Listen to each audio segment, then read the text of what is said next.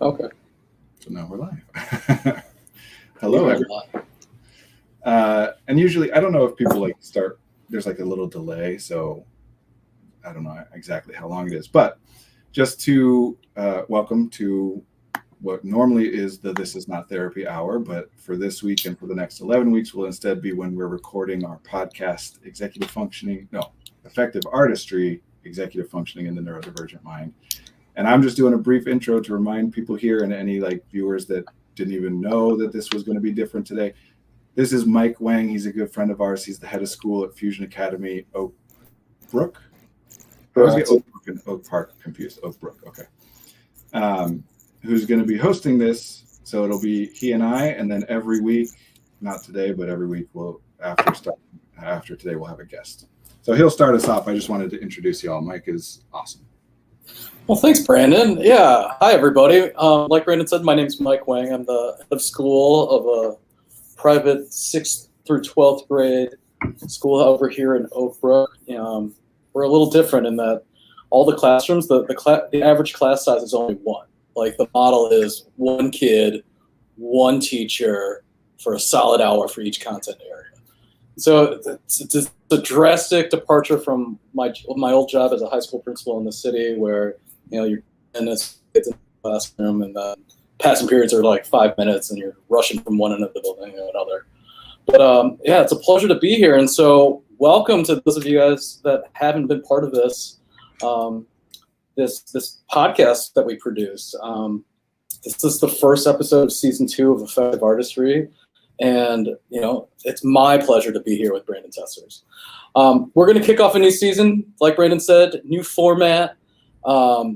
This week we have a pretty apropos topic of back to school. And I know some of you guys that doesn't apply, but we're hoping to make it relevant and meaningful to all of y'all.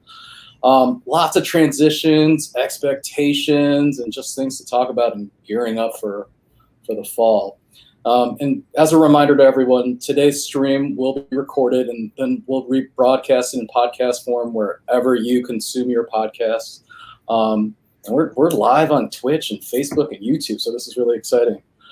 Keep that chat full. If there's anything that you want us to talk more about, or something that you brought here and that you're wondering about, or even the opposite, if you're getting bored of us just talking and you want to stop us and move us on, I would love it for this to be as interactive as possible. So I'll help moderate and read questions as they come.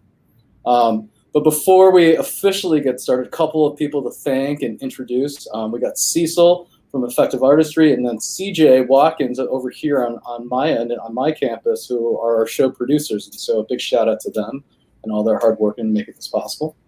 And with that housekeeping out of the way, let's start, Brandon. Talking back to school, man. Yeah. Well, like you said at the beginning, it's relevant to everybody, whether or not you go to school yourself, whether or not you're a parent or an educator, because at least in the States, and I'm going to try and give fewer caveats every time I say culture. When I'm talking about our culture, this culture, I'm referring to the United States because that's where I'm at. Not because it's the most important. It's just the one I know. But yeah, our culture here is very much built around the school year, whether or not you are directly tied to a school. Summer is a different time. So another way to think of this transition is kind of the end of summer transition, if back to school doesn't quite sit right with you.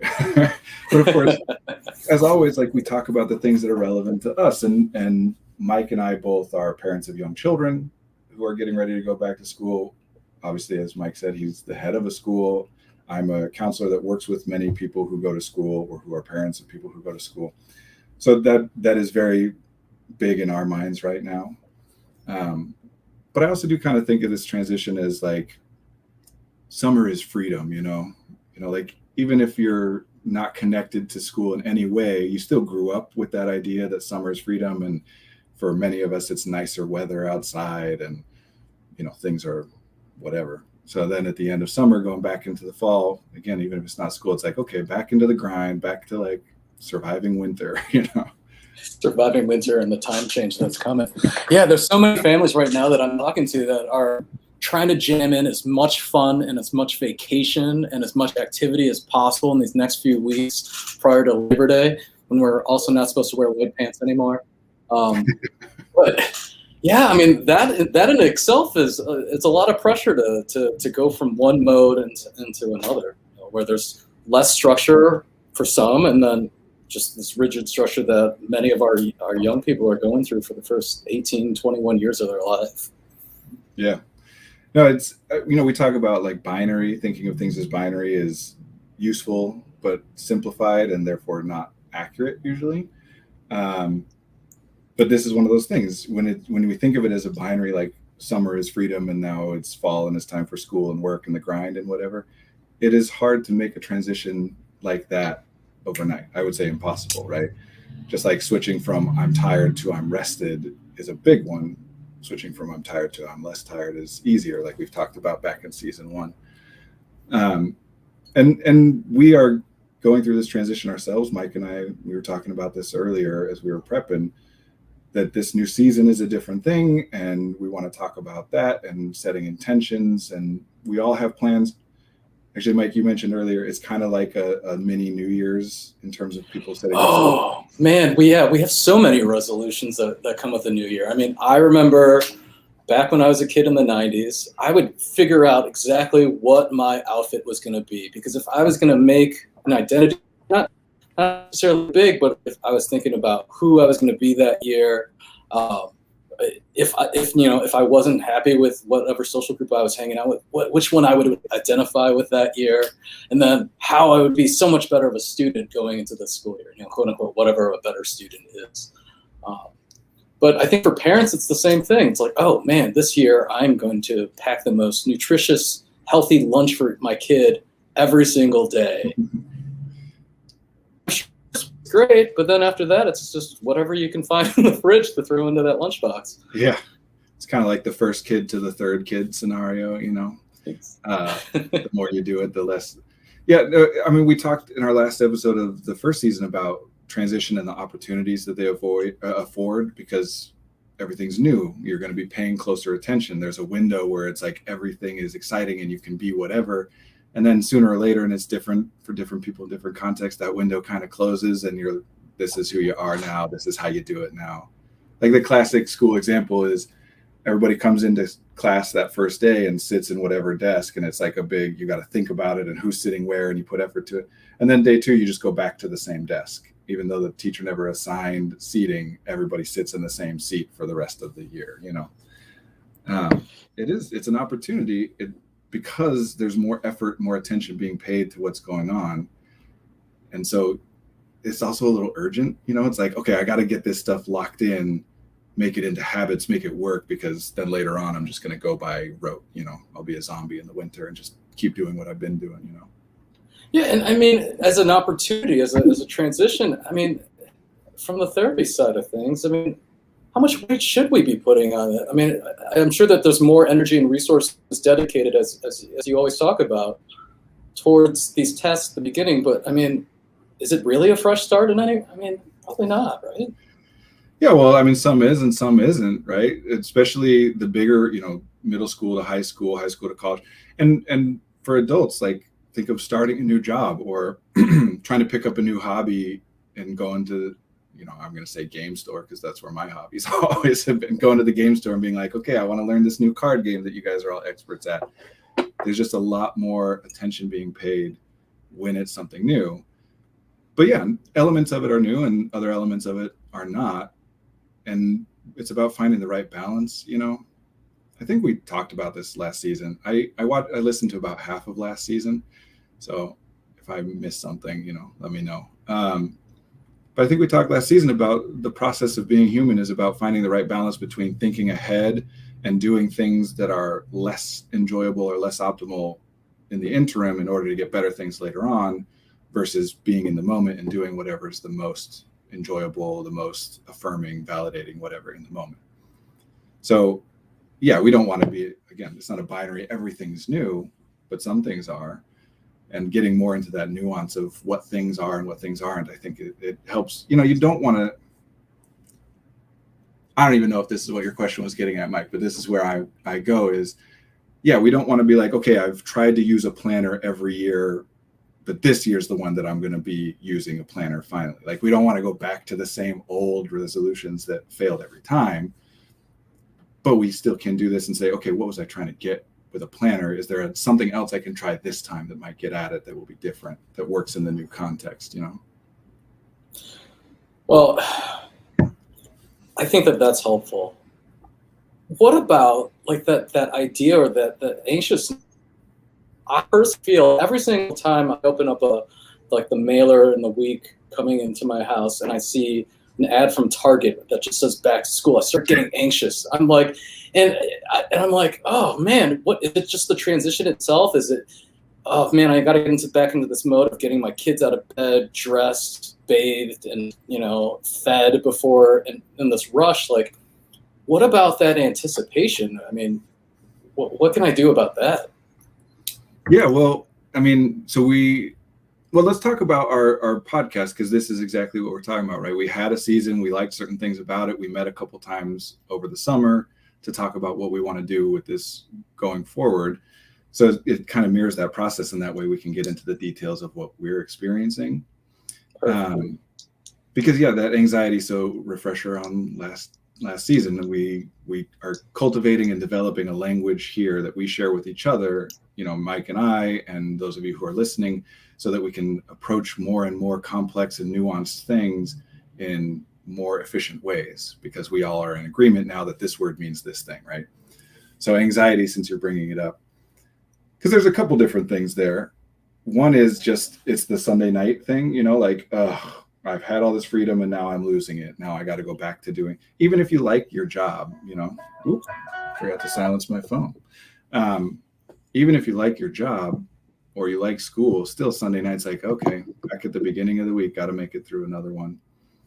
But then also there's the whole newness part of it. And so anxiety for us, we define, and I guess I should refresh this too, that it's never about accuracy. There are many, many different accurate ways to discuss or define anything. So whatever we put forward is a new and additional way on top of anything else. What we care about is not accuracy, but utility. Does it allow you to do something or see something or experience something different that you prefer to what's been happening? So anxiety for us is the gap between how important it is to you that a certain thing go in a certain way and how likely do you think it is that it will go that way. So if it's very important to me that I start off the school year well, and I am certain that I won't, I'm going to be really, really anxious. If it's very important to me that it starts off well, and I'm certain, I think it's absolutely likely that I will, then I'm probably not going to be anxious, if that makes sense.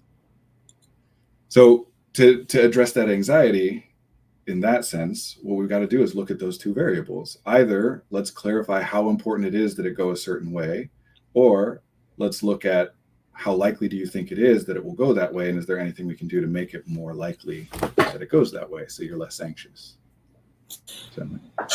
Yeah, and we have a commenter from the stream, summer is freedom, and like, how do we deal with like this this lack of freedom, or going back into a routine, or I don't think the schools should ever feel like prison. Sometimes they do for people, or even the workplace sometimes feel like prison to people because everything's sort of dictated to you. But I mean, how do we come to some resolution about that? Yeah, actually, I like that, because I've been having a harder time locking in on this one of like what specific thing to approach. But talking about it in those terms of freedom and routine, I think that gives me something that I really want to explore. And just as a quick side note, and Mike already did this, but for those of you who have been coming to the stream, because we do this stream every week and now we're switching, it's at the same time, but the format's different. We're going to try not to, because it's recorded and done in a podcast later, we're going to try not to call out names of people who comment, which is something we've done in the past. So just if you notice that switch. Yeah, so our whole like foundational premise here, right, is resources are finite. Attention is finite. Remember our until I say what I say 5 seconds from now, you are not consciously aware of the feeling of the chair underneath you or the bed or the floor. And as soon as I said that, you became consciously aware. Just to remind us all that we can only pay attention to so many things. So routine, which can feel like, lack of freedom, prison, you're even saying, Mike, it serves a purpose. It's, if something is routine, then I no longer have to pay attention to it, because I know exactly what's going to come. I know how it's gone in the past. I know that I'm going to be safe. I know how to navigate it, whatever.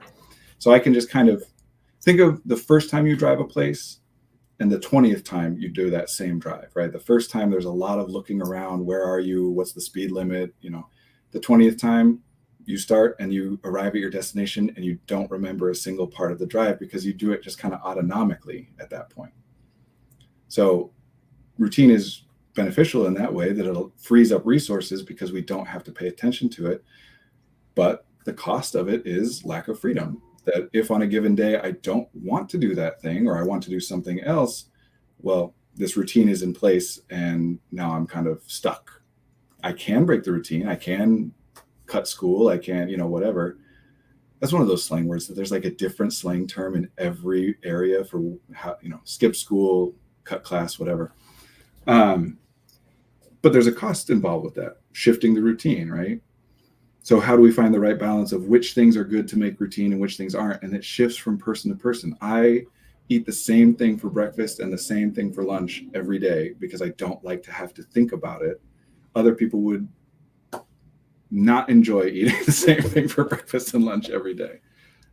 So it's a process of experimentation. And theoretically, as you get older and older, you get better and better about knowing which things you want to be paying attention to so that you can manipulate and interact with them in different ways, and which things you want to just not have to think about.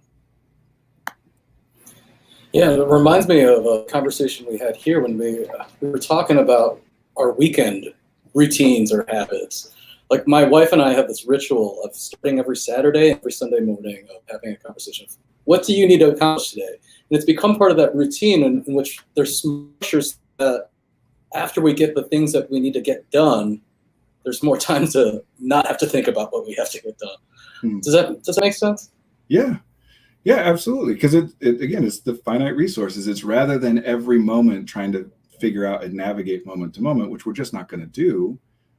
Or do we set time aside to make a plan and intention, which is what we're all doing right here, right now. You know, we have a different format for this season where we're going to have a guest every week starting next week. And we got some awesome guests lined up. I'm actually like very excited and super nervous and intimidated because, you know, I'm like, who am I? And these people are so accomplished. Next week we have, maybe you can say a little bit about. Yeah, next week's my very good friend, Derek Dawson. He's an anti-racism trainer. He worked with the school that I worked with in the past, but basically he and his organization go out to places and they do training. I mean, they start with a history timeline back to even before the start of this nation, and sort of see how racism has played out and how authority or powers have sort of tried to fight back against it, and why we see systemic racism in its current form today. And it was really eye-opening for educators. That's when we started the conversation of like, why is it that we're serving such a diverse group of kids, yet they're not seeing themselves in the curriculum? So I'm really excited to have Derek on. He's going to help us feature the topic of the mental toll of racism. Yeah, I'm so excited for that and super intimidated because sounds so awesome. And I haven't even met him. I know you've known him, but I'm looking forward to it. So we're doing this routine, right? We're going to have a guest on and they're going to talk about whatever topic that they're bringing. And our goal is to kind of translate those topics into that shared language that we're all developing and communicating in with each other so that we can get into more and more complex topics with more nuance, because neither Mike nor I understands that field with the same level of nuance, not by far, as Derek does. So he'll come and teach us, and as we're being taught, we're kind of translating it for everybody. And then we'll open it up to questions from the chat like we always do. So we have that routine. We're trying to find the right balance, right, of putting enough of a structure in so that we know how to approach it, so that we can give you guys a heads up of what's coming and everyone knows to expect, but with enough wiggle room so that when it's happening, we can still go where we want to go. That if we want to spend less time on the topic and more on the questions, we can. You know, we're not saying right at the 15-minute mark, etc. Because I see a comment there in the chat of someone who tried to keep their kids to a loose routine over the summer, and now they're on academic schedules, and in particular in person after a year of remote, which we definitely have to discuss in this hour. Yeah. We'll talk about school. I mean, I love that idea of a loose routine. I mean, just sort of allowing for pockets of freedom within that space. Because I think about it just sometimes just how dramatic that difference is. For us, it's going to be August 20th to Monday, August 23rd. It's just going to be like that. It's just going to be a completely different mode. But yeah, I mean, let's talk about schools. I mean, this is I mentioned to Brandon earlier, I just was looking on Google News and I checked out a New York Times article just about sort of this cultural clash that we have in schools. I mean, it's not only face masks and the discussion about collective responsibility versus personal freedom. It's the Delta variant tearing through, communities. It's the learning loss that we've had from virtual schools. The fact that we haven't had a school shooting in a school because there hasn't been school, and there's fear and anxiety around that. And then what I talked about a little bit with our guest next week is this idea of like to or not to, and why is there so much discussion about this idea of critical race theory? Should it be taught? And I mean, I know that we as American school students have these very cherished ideas about America's foundings, and are we suppressing ways in which educators, engage young people in sort of this race dialogue? And so, yeah. I mean, and see, so for me, is like trying to translate this into our language, right? Because all of this stuff still comes back to the same things of what is worth our resources, and we're disagreeing about that, like culturally, right? That some of us are saying, hey, we need to go question the premise that we were taught and that we're teaching kids. We need to ask questions about whether this is the right way to do it or whether there's a better way to do it. And there's always going to be a pushback from people saying, no, I don't want to spend resources on a thing that I already consider resolved and non-problematic. So then you have to we talk about cognitive bias, right? The brain does not spend resources without a reason. So we have to give people reasons that they agree with for them to be happy spending resources on something new and different. Because otherwise we're disrupting the routine. The routine is, this is how it goes. This is what school is like. We go in person and the kids go for 8 hours a day from 7:30 to 3:15 or whatever it is. And if we're going to say we got to change this up, people aren't going to want to do that. Many people aren't going to want to do that. They only want to do it if there's a reason. And obviously, especially with critical race theory and with the coronavirus, I mean, I think it's pretty clear which side Mike and I are coming down on here. But some of us are very clear on what is the reason that it's worth spending resources doing this newly, in a new way, in a different way. And other people are saying, nah, you haven't justified to me why it's worth doing it different. So you're talking about that New York Times. One of the things I've been saying this whole experience is everybody's saying, well, it's better for the kids to be in person socially and emotionally and for learning. And I keep saying, how do you know that? How do we know? It feels right, like that's what we've been doing, but we got to question that premise, and we don't want to do that. We want to say, no, this is how we do it. It works. Let's just keep doing what works, rather than taking time and resources away from whatever thing we're trying to work on now to go back and reevaluate something that we consider to not be a problem, except that you're making it a problem right now. Like, why you got to make everything about race, right? Well, yeah, because we got to talk about, because how we've been doing it isn't good. So you have to be able to justify to people, or just make them do it anyway. And that's where a lot of the stuff is coming in. And to keep, off of the cultural part and go back to the kids part or us part, that's again what routine is. We're saying, okay, I get it, child, that you might not want to do this every day for 5 days a week for the next several months, but we've determined that it's better to do it that way. So we're just kind of going to make you do it anyway. But as we keep talking about over and over, there's a cost to that. It has a benefit and it has a cost, and we need to reevaluate, is it worth it? So like I've been saying, we don't know if it's better for people to go in or do remote because A, we've never done remote before and we don't have any data about it. B, anecdotally, I can say that for at least some people, remote has been a much better experience than in person. So we can't treat everybody as a monolith. There's differences and variations. And C, we don't have any data about what school is like under these conditions. If the option was remote learning versus what school was, then we have a lot more data. But to tell me my 5-year-old's going to kindergarten for the first time tomorrow, to tell me that you can say definitively that it is better for him socially to be in a classroom where everyone's wearing masks and keeping distant 5 feet or 6 feet or whatever, than it would be if he's home with us and doing it remotely. We don't know that. We're trying to make our guesses. Yeah. We have a commenter in the stream that's saying, I have one kid who is overjoyed about getting back to their friends, and one who is highly anxious about being around so many people again. I think, yeah. I mean, but if you think about the traditional school system, it's kind of a one size fits all, or one size fits 70%, or the norm, right? I mean, you kind of fit into that box there.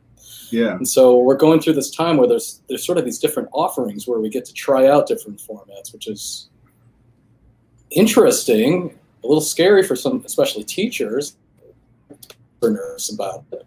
And then we can obviously see this in the kids that we have in schools today as well.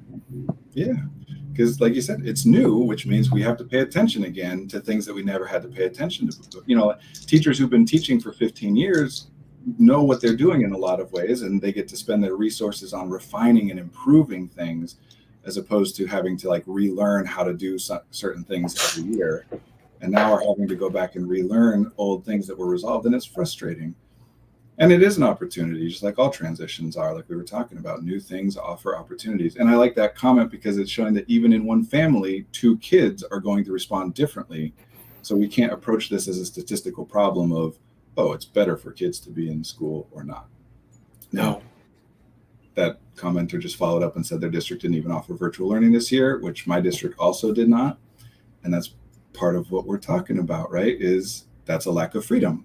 Somebody else made a decision about what way it has to be, and you have fewer choices because of now, you know, we could choose not to put our 5-year-old in kindergarten, which is something that I have been considering and doing homeschooling and whatever temporarily. But then it's homeschooling that, you know, there's disadvantages and about getting back into it and all that kind of stuff. There's advantages too, obviously. And how do you weigh all that for other people? I don't do this in my personal life, but at least when I'm doing this kind of thing in work, I try to be conscious of the fact that people do the things that they do for a reason. So even if I think that it's a bad thing to do, or if their reasons are inaccurate or incorrect, it's still useful to be able to understand those reasons in order to be able to address them. It doesn't mean that I agree with what's happening or what thought is going on. It just, I'm not a fighter, you know, like that's not what I'm not. My talents don't lie in that direction to just fight and argue with people. I'm a builder. I want to create cool. And like I said, we add definitions. We don't tear down other ones. So talking about traditional school, yeah, it is not well positioned for flexibility, for fluidity. And there's reasons for that, because the larger you scale something up, and I know you know this better than me, Mike, you've been in the system, but the larger you scale something up, the more you have to standardize everything in order to be able to prepare for bad actors, for teachers who are going to do the minimum that they can get away with. We have to standardize it for parents and for children who, for whatever reason, you know, we need to make sure that at least this happens. The larger an institution gets, the more it becomes designed to work for the people, most of the people, most of the time. And the more that exceptions like neurodivergent people get left out, and that's why we're here. I think that's right. I mean, I went from a very traditional school. I mean, it was small by comparison to some of these district schools that are surrounding Oak Brook, where there's 1,000 kids a class. The school that I came from was only about 600. But you're right. I mean, I was constantly in a struggle as a school administrator to be able to maximize what resources I had to be able to serve as many kids as possible. However, I also didn't find that I was able to support the kids that were the outliers. I mean, I think that that's something we should talk about is just how mental health is going to be addressed in these schools as kids return, especially for one of our commenters. This kid's anxious about going back to school. How is that kid going to get supported in that walk and that first day into, I don't know, hundreds, thousands of kids, and whatever it is that they're so anxious about with these kids? Yeah, and the unfortunate answer, so one of the things that I try to practice too is acknowledging the reality of a thing separate from whether I like it or don't like it, or whether I think it's good or bad or whatever. The reality of it is they're just not going to get support through the schools because the schools can't do that. And that's not a judgment of that the school should do it or shouldn't. It's just the reality that they're not built to be able to provide social emotional support to every single student every single day, which is something that should be done regardless of the circumstances, but especially while the world's on fire and everyone's dying of a plague. Like, it's even more important now. Right, and you're seeing sort of this movement to incorporate, and we talked about this last season, you're seeing this movement towards school systems putting more of that onus on the classroom teachers themselves, who, unless they graduated in the last year or so, I mean, SEL, social emotional learning, is not within their realm of expertise, right? I mean, it's basically people code, especially if you're teaching in high school, you've majored in a content area, and then you take a bunch of other classes on pedagogy, and then you slam them all together in your student teaching. Never part of our training as professional educators was this entire component of supporting mental health. Right, and there's an obvious reason that parents especially, draw the conclusion that the school should provide for this, because that's where the kids are for 8 hours a day. And some other day, or maybe offline, we can talk about where we think school's going or should go, because I don't think it will remain static for very long. And I don't mean that schools aren't providing support. They absolutely are. And I'm sure that every individual person in every specific school is doing everything they can to scale that up as much as they can. I'm just saying that we can't rely on it, all the support they need coming from the school. So those of us who are parents need to know that and be prepared for that. It's going to be different, and you need to be paying more attention to things that you might not have paid attention. Those of us who are students need to know that. And as much as I hate the term self-care, maybe we could talk about that too, but that we do need to be able to monitor ourselves and each other, our peers, our friends, and be ready to do things differently. This is why I think we talked about this last season. I always have hated this concept of back to normal that everyone's been talking about since the early days of this. There's no back to normal, because normal's not a thing. Things change every day. It's just going to be different and different again and different again. So it's an opportunity to take forward what we like and drop what we don't. But yes. Yeah, but what is this nostalgia about normalcy? I mean, the good old days were never the good old days, right? I mean, we have this false nostalgia that back before COVID, everything was perfect. But I mean, talking earlier, maybe the kids that were at home, it's highlighting a lot of the stuff that was going on in their lives already that they didn't have the energy and resources to identify. Yeah, well, that was kind of my hope of what would happen. Is there's obviously a lot of things in our culture at large, but in school particularly, we're talking about that were not great already. And I was hoping that it would become more clear to everybody, those things. And in some ways it did, but I think people attribute it generally to the fact that it's the pandemic and remote learning, as opposed to now they're just seeing their children go through it where they weren't before. But what is the nostalgia? For me, it comes back to the same thing. I don't want to spend my resources on a thing that I consider non-problematic and resolved. If I don't go to school, if I don't have kids going to school, then I don't want to think or talk about school. And if you're making me, I want to be able to find a way to dismiss your reasoning as quickly as possible so I can get back to what I was spending my resources on. Stop making this a problem, right? And of course, how that gets applied specifically matters, but to me, that's the fundamental part of it. We don't want to think about things that we consider resolved. So it ends up over time turning into nothing needs to change, nothing was bad, why bother with this or with that? For sure. So, I mean, what about these mask things? I mean, I know that the different states, even there's,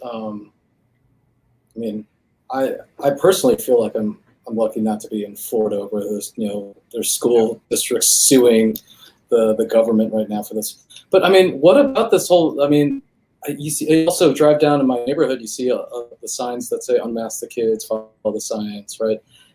I get it. There's a part of that sort of nonverbal communication that's lost. I mean, are you seeing concerns in your neck of the woods in terms of your work? Oh, sure. I mean, my clientele tends not to be that because, like you're seeing right now, I believe that mental health does not happen in isolation. Mental health, I don't even like that term. Here's one of my problems with the field of psychology generally, is that one of the premises that not many people question, many people do, but many people don't, is that the root of and solution to all of a person's social, emotional, mental issues, struggles, problems are in the individual. That you're anxious because you're an anxious person, and the solution to your anxiety is to do things differently, think things differently, take medication, whatever, something individual. And it's not that there's not variation. Obviously there is. We wouldn't talk about neurodiversity if we didn't think that people vary in the way that they respond to things. But we can't ignore the environment.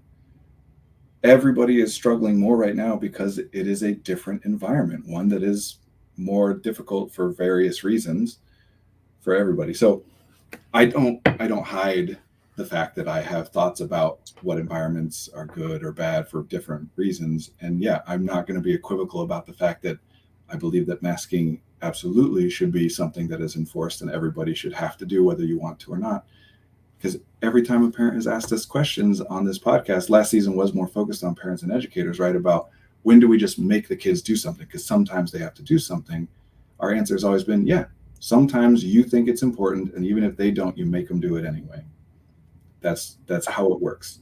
Is it ideal to wear masks? No, you're right. Of course you're right, and everybody is right. It is. Well, I'll say this. Some people love the masks.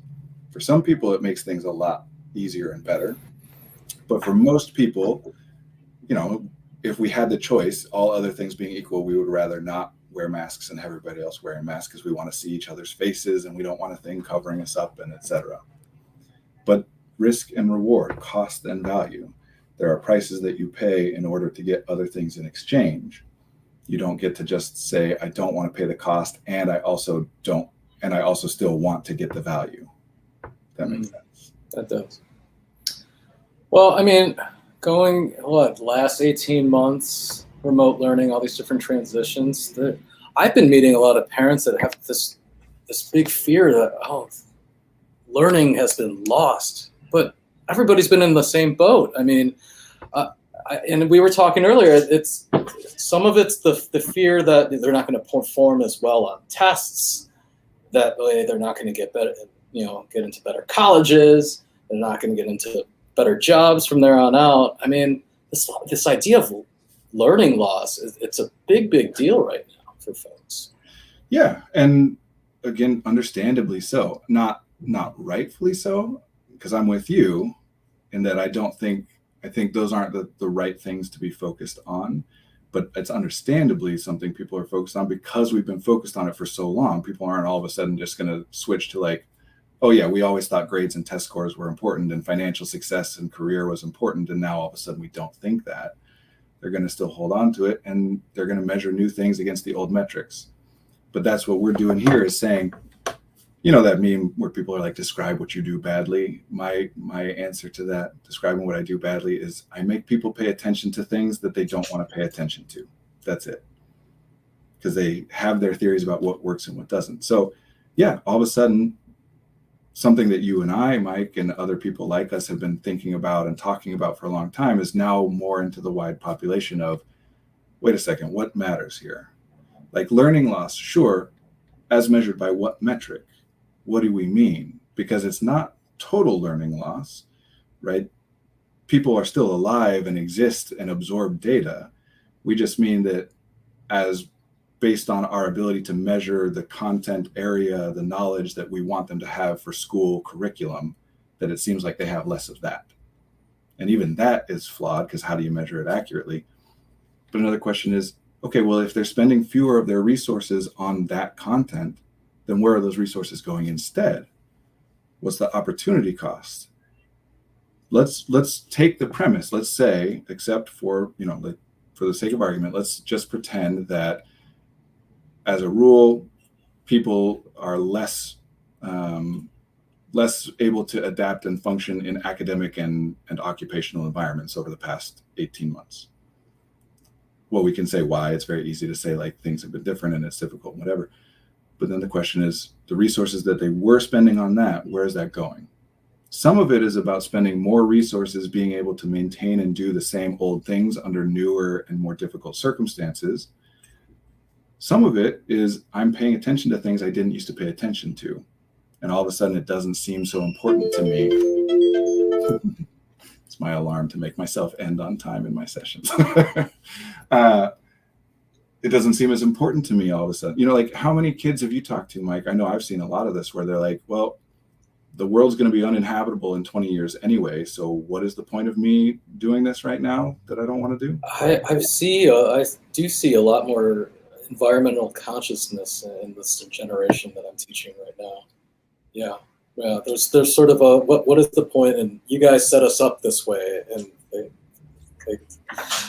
they think I'm much older than I am, and I have plans for everything in the environment. My part, but yeah, well, and again, understandable, right? Blame serves a purpose where it's here's this thing that I don't like. It's a problem that I don't like, and I don't know that I can do anything to resolve it. I don't know how it can be resolved, or if it is, it's not something I can do. So I just want to stop thinking about it, because why think about something that's terrible that I can't do anything about? Most of us don't walk around all day actively thinking about our own future deaths, even though we know we will die and we don't like it. And if somebody brings it up for us, we're like, yeah, I don't want to think about that. No, thank you. Right. So blame can serve that purpose to say, I don't need to think about this. You guys made the problem, you fix it. But again, back to that acknowledging the reality, separate from whether or not we like it or whose fault it is or whatever, it still is what it is. We can say bad people deserve bad things and good people deserve good things, but that doesn't happen, or at least many times it doesn't happen. So we don't want to just totally put our heads in the sand. And part of why we are focused on talking about school at this point is because there's reality to that. Kids should not have to solve all the problems. Like, that's our responsibility. Responsibility is a whole nother thing. I'm cognizant of the fact that we haven't done many like practical things in this hour yet, and I want to make sure that we do, or at least that I'm saying that we do. Maybe we won't, but I'm trying to like make sure we do, because this is a big thing. What we're talking about, even just as limited through the lens of school as we are doing it, it's true for everybody, and even just through that lens, it's still huge.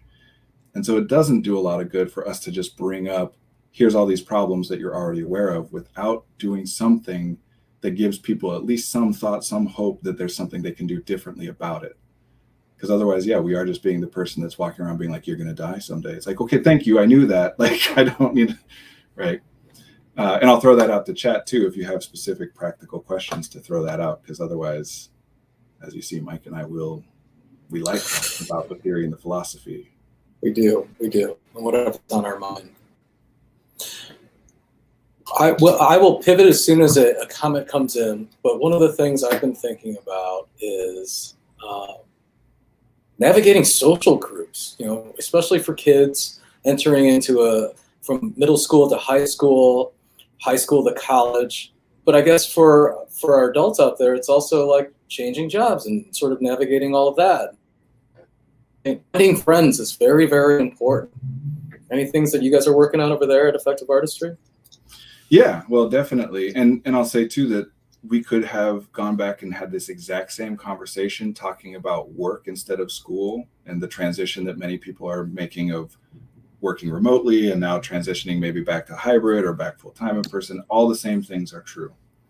So yeah, we definitely are. And in practical terms, we are starting groups, and we talk about like the Dungeons and Dragons based narrative therapy group and stuff like that. But that has limited utility because it's only people who are here nearby us and have the resources to be able to attend. What I'll say more generally, like you're bringing up, Mike, is it's about communication. Like why we care so much about friends and social groups, why we care so much about other people who can support us in social emotional well-being or education or discussing. Like, for example, I didn't know masks were going to be beneficial. I need other people who have that information and have the resources and the knowledge to go experiment and design solutions to find that and then tell it to me. And of course, that's part of the problem here, is who are each of us listening to, because there are people saying either way. And of course, I think some of those people are just flat out wrong and some are right.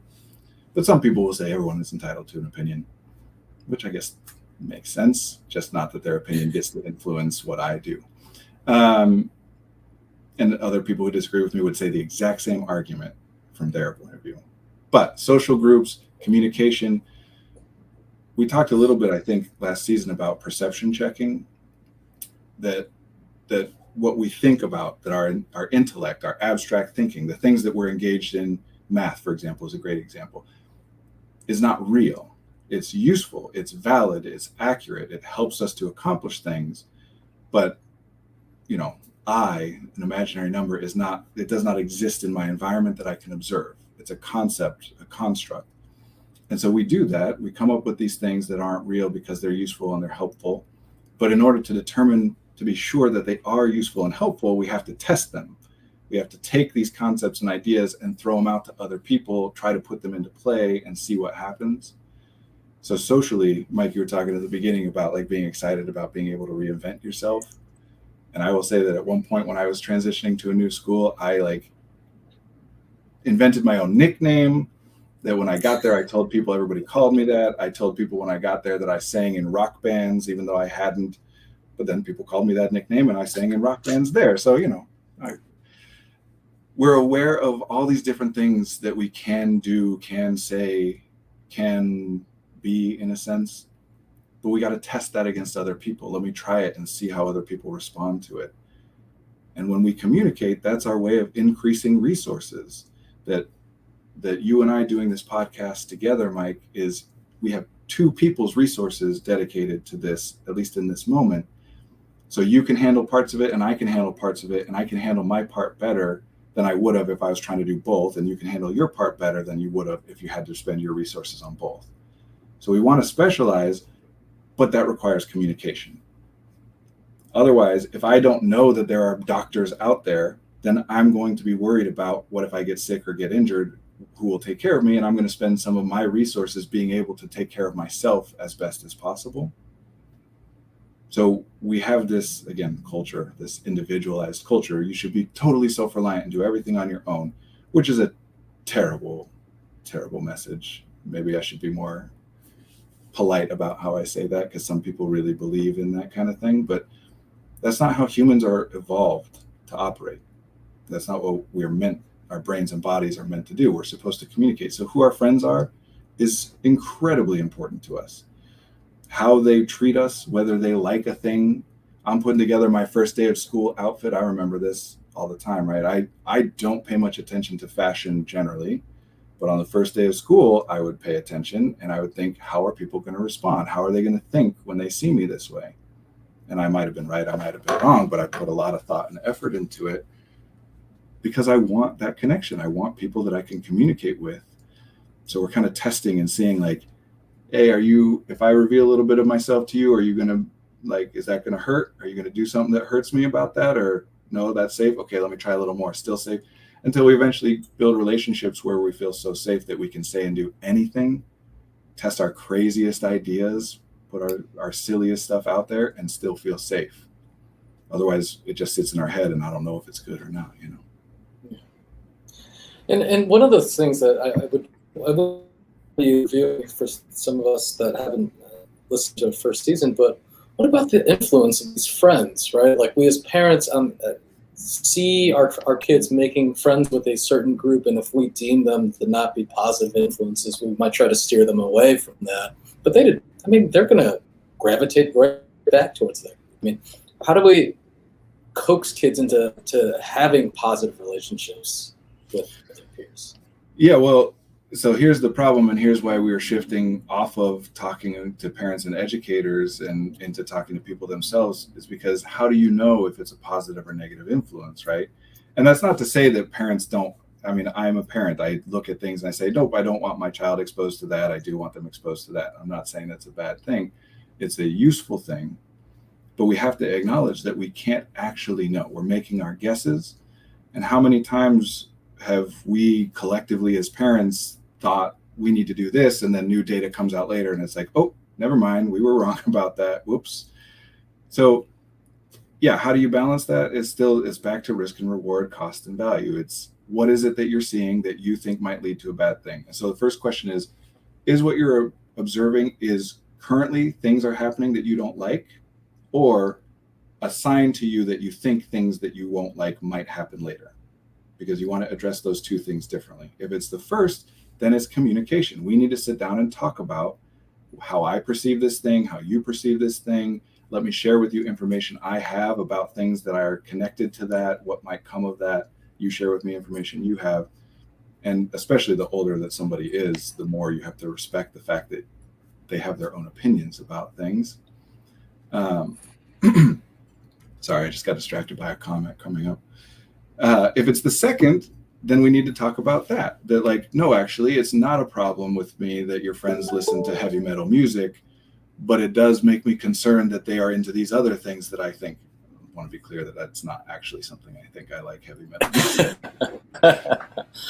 So there's something called the Goodman effect, or people call it the Cobra effect. It's where we mix up aims and measures. So rather than looking at the thing we actually care about because it's too complex, we come up with substitute things.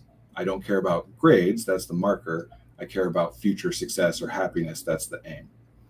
And if we get confused about that, it causes problems. It's often called the Cobra effect because the most famously used example is the British colonial forces in India wanted fewer cobras around.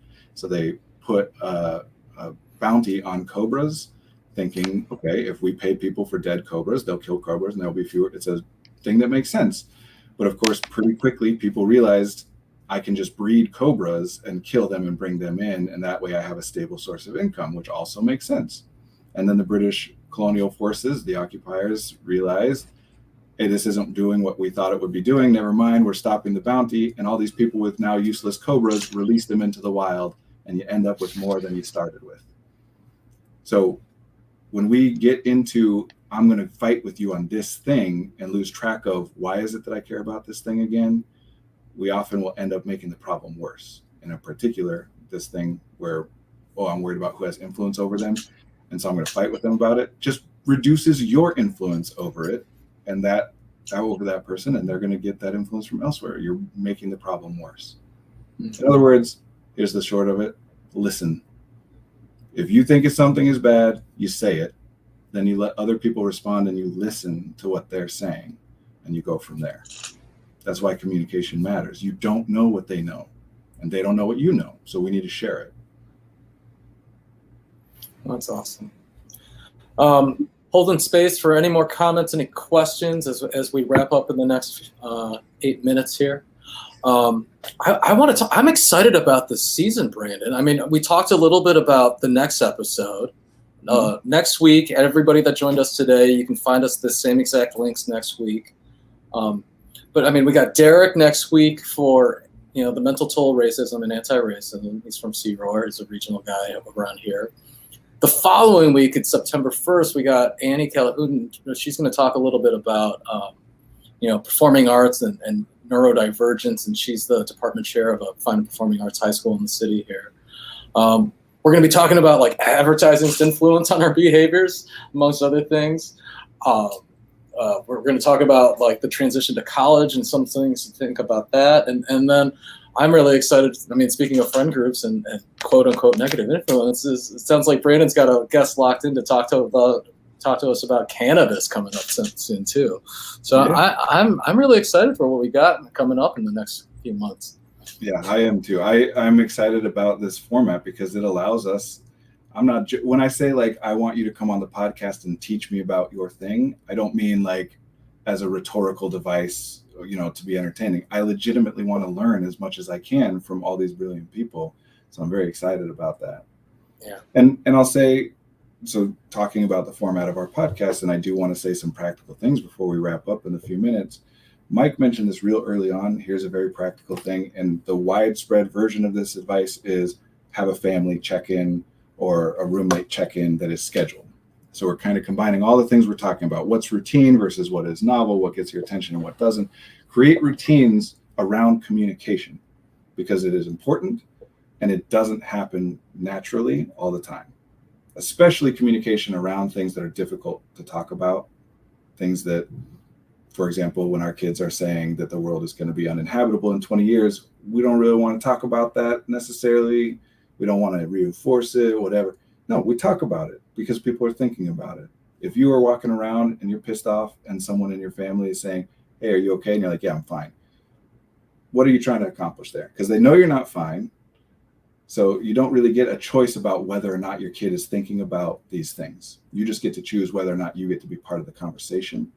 And again, whether it's friends, kids, romantic partners, roommates, whatever, there's a reason that every roommate ever has had issues with like cleanliness, right? Because it's not a thing we talk about with our friends, our cleaning habits, until we live together. Now it's a problem.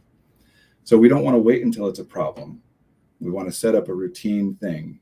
Mike, you and your wife have your setup check-ins, and we can make it as routine as we need it to be. It will be different for different people. And it might be as routine as we each update each other on how we feel and then what we did and now what we're planning on doing next. Or it can just be we spend 15 minutes checking in. But create routines around communication. And then the other side too, we're talking about setting intentions and flexibility versus, pre-deciding routines. This is me and my like scales and whatever, just trying to make things more manageable. Start managing your own energy. We talked about that in the first season. You can go back and look at that. But when you start looking at the things that you are asking of other people, start paying attention to their pool of resources. We mentioned once last year that finals week is terrible because every professor is asking for a ton of resources all at the same time. And that's not how it works. You don't get to save up time earlier when it's slower and have extra time then. So as educators, as parents, as friends, as bosses, as colleagues, whatever, we need to pay attention to what I'm about to ask this person to do. How much is it going to cost them? And I can make my guesses on my own, or I can even communicate with them about, this is something I would like you to do. Can we talk about how much that's going to cost you and what other things you've got going on right now that are drawing your resources? Especially this year, when we all have things drawing our resources that we are not used to having draw our resources, we have to be cognizant and compassionate and communicate with each other about where are your resources going? Not from a standpoint of, you should be working on this, why aren't you? Where are your resources going? But from a standpoint of, okay, my expectation was that it would go this way and it didn't go that way. So obviously there's something I don't know. Help me understand. One of our comments here said, I've been practicing it's not my thing, but tell me why you're excited about it, which I like.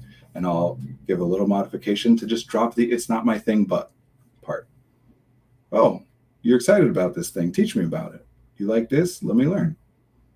I don't know why it's not standard advice. Maybe it is. I don't know. I don't see it a lot. To everybody, anybody, as you're getting ready for school, as you're getting ready, with your family, your friends, you want to communicate with someone more, you want a better and closer relationship with someone more, ask them about the things that they like.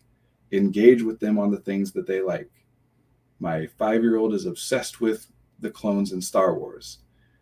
I am learning a lot more because I engage in it with him and we can talk. If I didn't, would he be less interested? Maybe.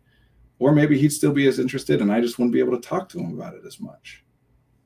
So we have to communicate. We have to listen. We can't rely on, school will solve it. We can't rely on, parents will solve it. The students will solve it themselves. That's just not how humans work. We help each other.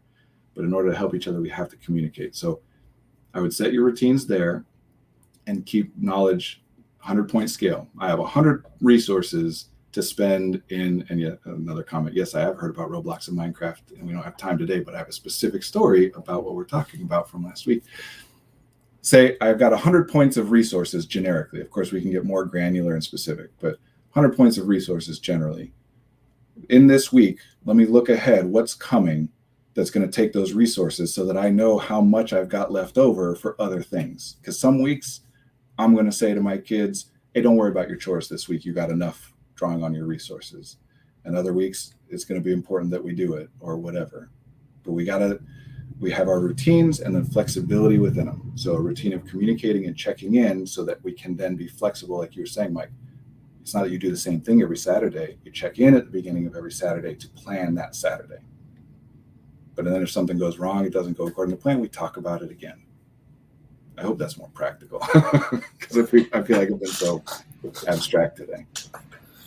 Well, I hope everybody that's here today found this helpful. I love the dialogue. Thank you so much, Brandon. And hopefully we all fall into this routine together. Wednesdays at 1:00 for the next 12 weeks. We'll be featuring, effective artistry and we'll be talking about executive functioning and the neurodivergent mind. But this year we're branching out, bringing in specialists to teach us and create that dialogue.